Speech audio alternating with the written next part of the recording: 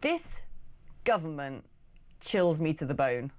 They're pushing forward now with the digital ID thing. They'll find some sort of excuse to make sure they can ram raid us with their disturbing dystopian communist ideology. But something that really did send a shiver down my spine was Sir Keir Starmer's message to X. OK, so we found out that Grok had been used by some people to do some really deeply disturbing, disgusting things. As a woman who campaigns a lot about women's safety and cares a lot about the hypersexualization and pornification of society, then yes, Grok, get your act together. AI deepfakes are not funny. But Grok's going to, well, look into that, one hopes. AI image editing is going to be limited to paid users only. Well, I think you probably need to go a bit further than that.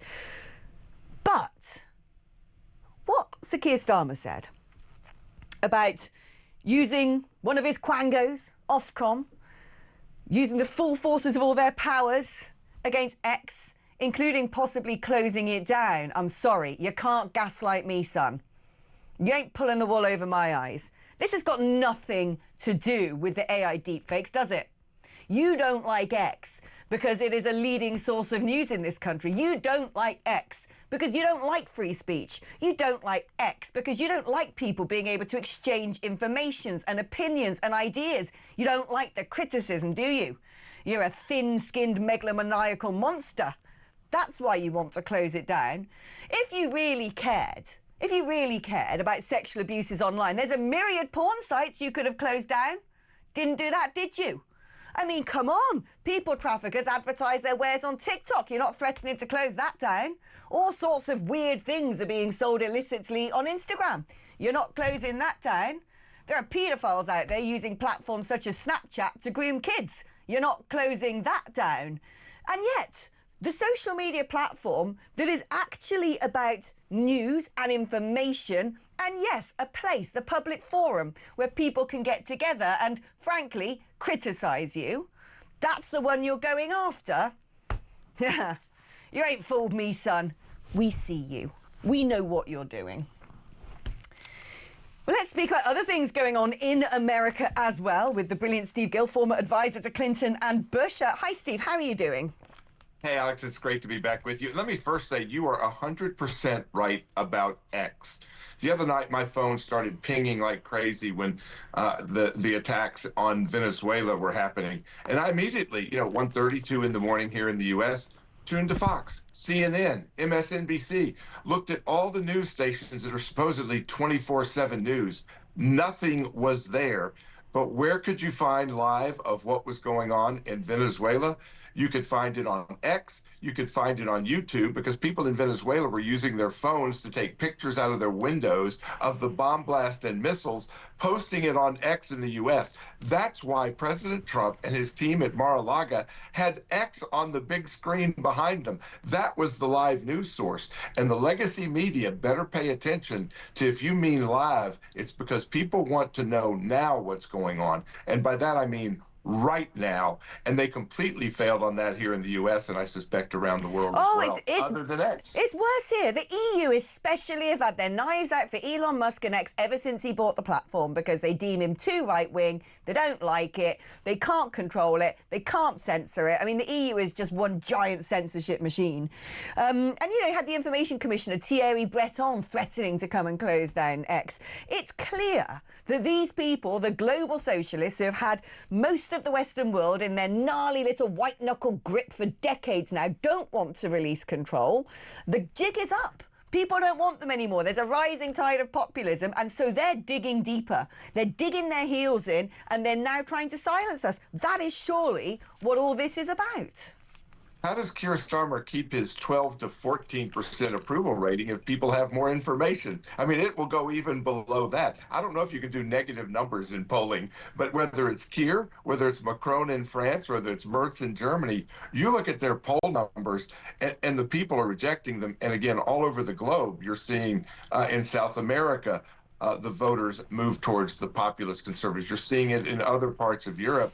And again, in the U.S., we would not know about the hundreds of billions of dollars stolen from taxpayers by these Somali daycare centers in the U.S. if it wasn't for X. Well, exactly. I mean, I've never been a huge fan of citizen journalism because I went to a journalism school and paid a lot of money to do it and trained.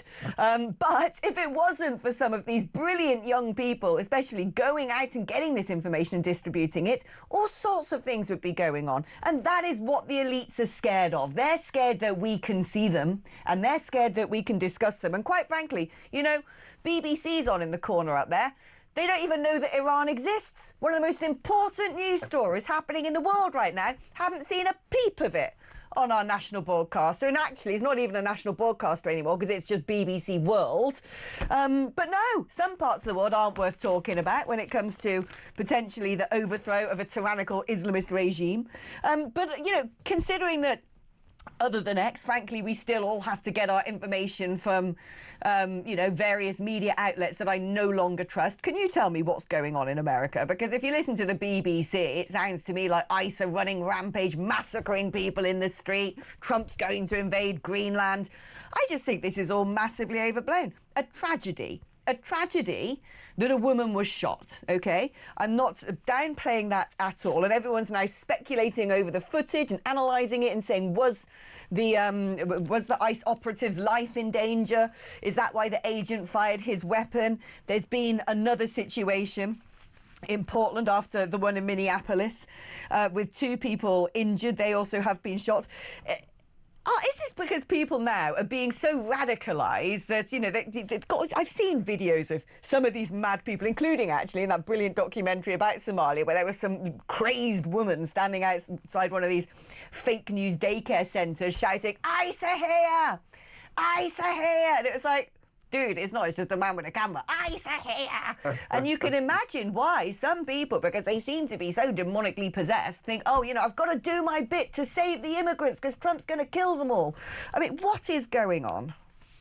Well, you've talked about the radical Islamization of Muslims in Great Britain. I mean, and you've got the UAE and others saying, hey, wait a minute, we don't want our people to go to Britain right now because you're the ones radicalizing them. Here in the United States, it is the leftist media and the whack jobs in the Democratic Party that are radicalizing people with propaganda and false information. We were talking just a moment ago about Venezuela and the grabbing of Maduro. There are these pink-haired Karen, white, middle-aged women who are holding up protest signs, stop the war. The war lasted an hour and a half. There are no U.S. troops there. The craziness of the left in the U.S. right now is then radicalizing them towards law enforcement because God knows we wouldn't want to deport the radical, violent people on our streets. So again, you're exactly right. It's this radicalization targeting law enforcement, targeting ICE. We've seen it in the past, targeting police officers, and then people get hurt, both ICE officers and others, and it's because of this just again Trump derangement syndrome that we see so radically on the left. I guarantee you, if Donald Trump cured cancer tomorrow, the Democrats would come out on the streets protesting in favor of cancer. Let's talk, before I let you go, Steve, a little bit about Greenland, because, again, if you listen to the BBC reportage on this, as I did do this morning when the Europe editor went and interviewed a load of lefty-sounding women in Nuuk, the capital, I didn't hear a single right-wing voice. I didn't hear a single male voice in the whole interview. And we all know that, by and large, women tend to go to the left. It sounds as if they're like, it's so terrible. Donald Trump's going to come and invade us. The way I understand this is China's taking massive gulps out of Greenland. The Greenlanders themselves are not particularly happy having Denmark run them and would probably make a push for independence. And actually, quite frankly, the Western world are like, blimey, if they do that and China managed to grab hold of what is going to be a critical route as the snow cap melts, the ice cap melts, across the Arctic to create part of their sort of Belt and Road Initiative, all the critical minerals, potentially barrels of oil, that, they're also strategically important military bases.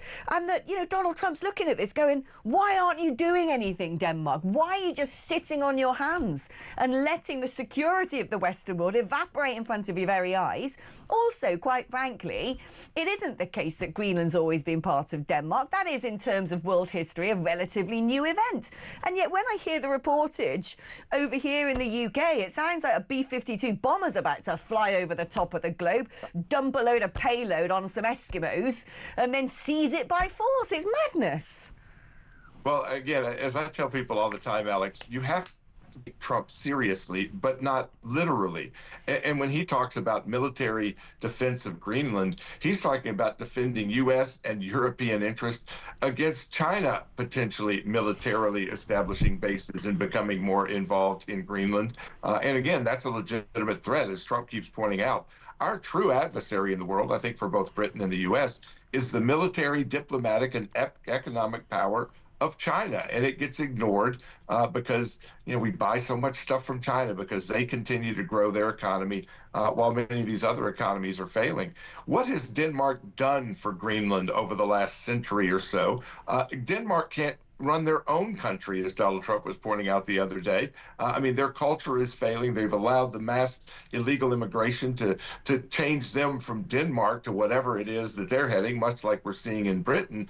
I think the 59,000 people in Greenland would easily vote for independence. I don't think we're going to make them another state of the U.S., but I think they would easily vote for an alliance, and whether it's like a Puerto Rico, whether it's like the Philippines or others, there's 59,000 of them, and for $500,000 each, $23 billion, I think they would easily vote to be part and parcel with the United States. Why not let the people decide? Exactly. I couldn't agree more. And thank you for also helping to set the record straight against some of the more balmy reporting that seems to be flying around in the United Kingdom and no doubt across Europe right now. Steve, thank you ever so much.